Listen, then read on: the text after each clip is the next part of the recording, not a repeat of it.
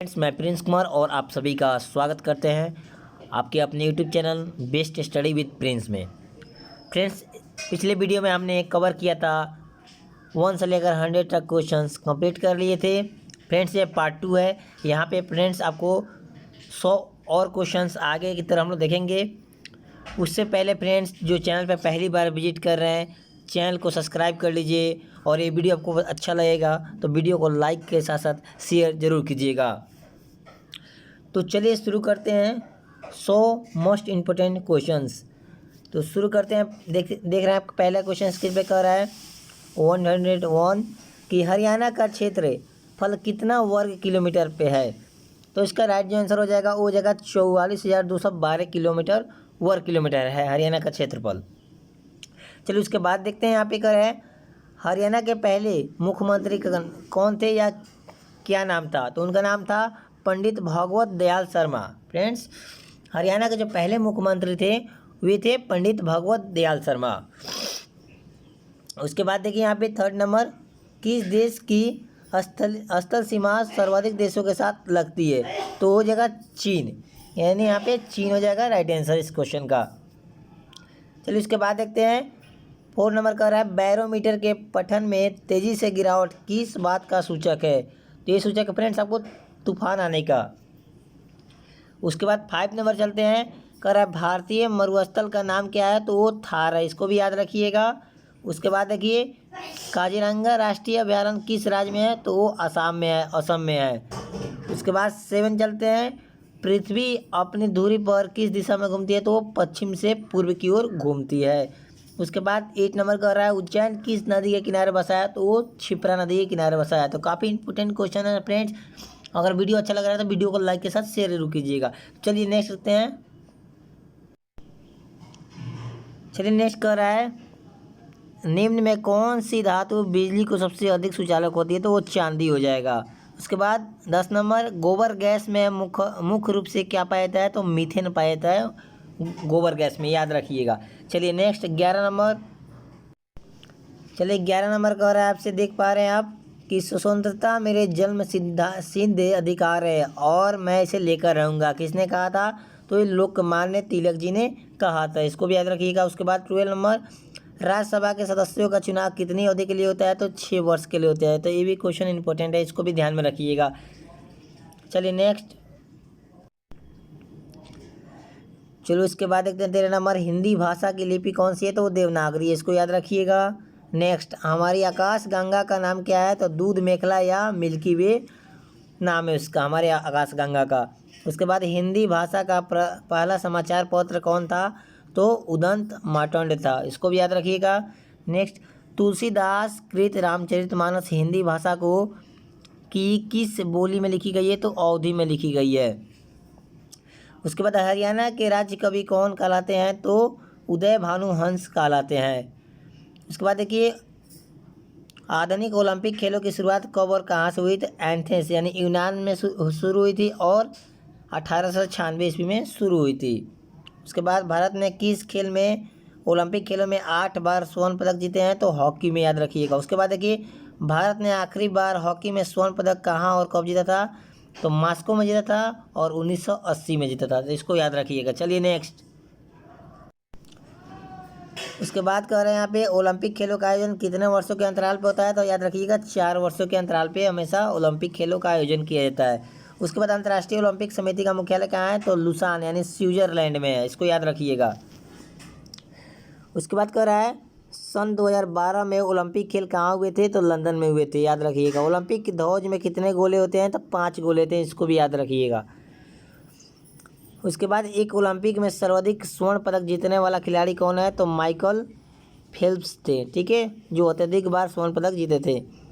सन 2020 में ओलंपिक खेल कहाँ हुए थे। काफ़ी इंपॉर्टेंट करंट अफेयर है फ्रेंड्स। तो वो टोक्यो जापान में हुए थे। सन 1912 के ओलंपिक खेलों में कांस्य पदक जीतने वाली साइना नेहवाल का संबंध किस खेल से है। तो साइना नेहवाल बैडमिंटन के खेल से संबंधित है, वो बैडमिंटन खेलती है। चलिए नेक्स्ट। उसके बाद भारत ने ओलंपिक खेलों में पहली बार किस वर्ष भाग लिया था। तो 1900 में भाग लिया था भारत, याद रखिएगा। ओलंपिक खेलों में पदक जीतने वाले भारतीय महिला खिलाड़ी कौन थी। तो कर्णम मल्लेश्वरी थी। ठीक है। उसके बाद देखते हैं बैक टू द बेडास, यानी वेदों की ओर लौटो। बैक टू द वेद यानी वेदों की ओर लौटो का नारा किसने दिए थे? तो वो महर्षि दयानंद सरस्वती ने दिए थे, याद रखिएगा। उसके बाद प्रसिद्ध झंडा गीत रे झंडा ऊंचा रहे हमारा की रचना किसने की थी? श्यामलाल गुप्त पार्षद ने की थी, इसको भी याद रखिएगा। उसके बाद पशुओं में मिल्क फीवर बीमारी किसकी कमी के कारण होता है? तो कैल्शियम की कमी के कारण होता है। उसके बाद मानव शरीर के किस अंग द्वारा यूरिया को रक्त से फिल्टर किया जाता है? तो गुर्दे के द्वारा, याद रखिएगा। उसके बाद किस एकमात्र भारतीय को और शास्त्र में नोबेल पुरस्कार मिला है? तो प्रोफेसर अमित्य सेन को मिला है, इसको भी याद रखिएगा। उसके बाद चलिए देखते हैं यहाँ पे भारत रत्न उस्ताद बिस्मिल्लाह खां किस वाद्य यंत्र से वादन में विख्यात रहे? तो वो शहनाई, यानी बिस्मिल्लाह खां किस थे? तो शहनाई बजाते थे। चलिए नेक्स्ट, चलिए इसके बाद भारत के अंतिम गवर्नर जनरल कौन थे? तो सी राजगोपालचारी थे, याद रखिएगा। उसके बाद भिलाई इस्पात संयंत्र का निर्माण किस देश के सहयोग से किया गया? तो रूस के सहयोग से किया गया। उसके बाद उत्तरी ध्रुव में भारत के अनुसंधान केंद्र का नाम क्या है? तो हिमाद्री है, इसको भी याद रखिएगा। विश्व में माउंट एवरेस्ट पर चढ़ने वाली प्रथम महिला कौन थी? वो जापान की जुनको तोबे थी। उसके बाद पीलिया किस अंग का रोग है? तो यह यकृत या लीवर को ग्रसित करता है।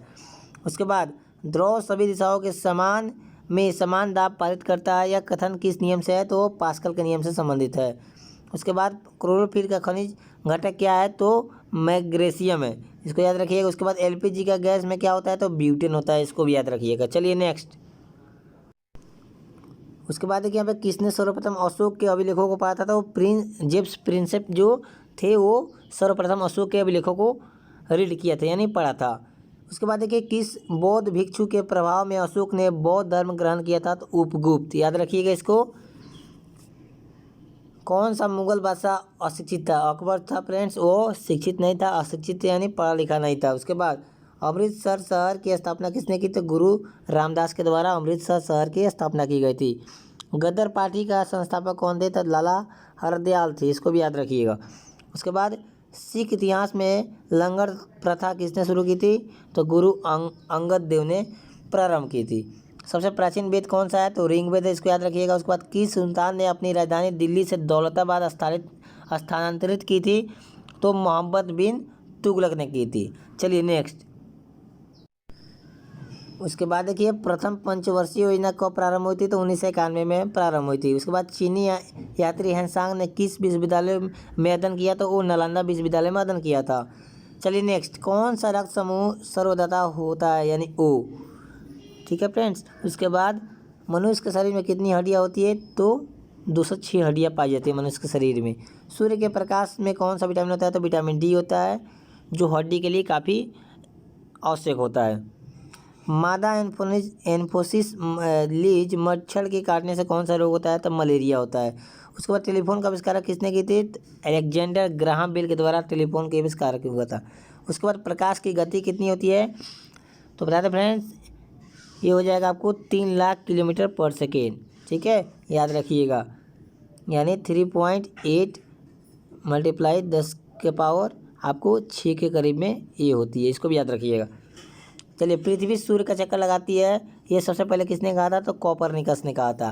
प्रकाश वर्ष का संबंध किससे है? तो खगोलीय दूरी से, तो इसको भी याद रखिएगा। चलिए नेक्स्ट फ्रेंड्स, अगर वीडियो पसंद आए तो वीडियो को लाइक और शेयर जरूर कीजिएगा। चलिए, स्वर्ण मंदिर कहाँ पे स्थित है? तो अमृतसर पंजाब में स्थित है, इसको याद रखिएगा। उसके बाद चार मीनार कहाँ स्थित है? तो हैदराबाद में स्थित है। उसके बाद कुतुब मीनार कहाँ स्थित है? तो दिल्ली में स्थित है। उसके बाद गेटवे ऑफ इंडिया कहाँ स्थित है? तो मुंबई में है। उसके बाद देखिए यहाँ पे कह रहा है इंडिया गेट कहाँ स्थित है? तो नई दिल्ली। और ताजमहल कहाँ स्थित है? तो पूछे तब से तो आगरा में स्थित है। तो इतना याद रखिएगा। चलिए नेक्स्ट, चलिए उसके बाद कह रहा है आज़ाद हिंद फौज की स्थापना कहाँ की गई थी? तो सिंगापुर में की गई थी। और किसके द्वारा पूछे फ्रेंड्स? तो याद रखिएगा सुभाष चंद्र बोस के द्वारा की गई थी। उसके बाद शिक्षक दिवस कब मनाया जाता है? तो 5 सितंबर को मनाया जाता है, याद रखिए फ्रेंड्स। वहीं पूछ दे फ्रेंड्स आपसे, फ्रेंड्स पूछ दे कि विश्व शिक्षक दिवस कब मनाया जाता है? तो 5 अक्टूबर को मनाया जाता है, ये भी याद रखिएगा। चलिए, खेल दिवस कब मनाया जाता है? तो 29 अगस्त को। और खेल दिवस किसके जन्मदिन पर मनाया जाता है पूछ दे आपसे? तो याद रखिएगा मेजर ध्यानचंद्र के जन्मदिवस पे। चलिए उसके बाद है कि यहाँ पे कह रहा है किसके जन्म दिवस को खेल दिवस के रूप में मनाया जाता है, तो याद रखिए मेजर ध्यानचंद्र के जन्मदिन के। उसके बाद देखिए विश्व पर्वत दिवस कब मनाया जाता है, तो 5 जून को। करो या मरो का नारा किसने दिए थे, तो महात्मा गांधी के द्वारा ये नारा दिया गया था। चलिए नेक्स्ट। चलिए उसके बाद जय हिंद का नारा किसने दिए थे, नेताजी सुभाष चंद्र बोस के द्वारा दिया गया था। दिल्ली चलो का नारा नेताजी सुभाष चंद्र बोस के द्वारा ही दिया गया था। वेदों की ओर लौटो का नारा दयानंद सरस्वती के द्वारा दिया गया था। और इंकलाब जिंदाबाद का नारा भगत सिंह के द्वारा दिया गया था। तुम मुझे खून दो मैं तुम्हें आज़ादी दूंगा का नारा नेताजी सुभाष चंद्र बोस के द्वारा दिया गया था। आराम हराम है का नारा जवाहरलाल नेहरू के द्वारा दिया गया था। जय जवान। चलिए उसके बाद कह रहा है आराम हराम है का नारा किसने दिए थे, तो जवाहरलाल नेहरू के द्वारा दिया गया था। जय जवान जय किसान का नारा लाल बहादुर शास्त्री के द्वारा दिया गया था। और मारो मारो फिरंगियों को का नारा मंगल पांडे के द्वारा दिया गया था। उसके बाद देखिए सरफरोशी की तमन्ना अब हमारे दिल में देखना है जोर कितना बाजू एक कातिल में है का नारा किसने दिया था, तो राम प्रसाद बिस्मिल्ला के द्वारा दिया गया था। चलिए नेक्स्ट। चलिए उसके बाद देखिए भारत का नेपोलियन किसे कहा जाता है, समुद्रगुप्त को कहा जाता है, याद रखिएगा। उसके बाद देखिए सती प्रथा के अंत में सबसे अधिक प्रयास किस समाज सुधारक कर रहा है, तो राजा मोहन राय के द्वारा किया गया था। रामकृष्ण मिशन की स्थापना स्वामी विवेकानंद के द्वारा की गई थी। महात्मा गांधी का जन्म दिवस किस तिथि को मनाया जाता है, 2 अक्टूबर 1869 को उनका जन्म हुआ था, इसलिए उनको 2 अक्टूबर को उनका जन्मदिवस के रूप में मनाते हैं। महात्मा गांधी का पूरा नाम क्या है, तो मोहनदास करमचंद गांधी पूरा नाम है उनका। महात्मा जी को महात्मा की उपाधि किसने दी थी, सुभाष चंद्र बोस के द्वारा। सॉरी फ्रेंड्स, महात्मा जी को महात्मा की उपाधि रविंद्रनाथ टैगोर के द्वारा उपाधि दी गई थी। माई एक्सपेरिमेंट विथ ट्रूथ पुस्तक के लेखक महात्मा गांधी के द्वारा बुक लिखा गया है।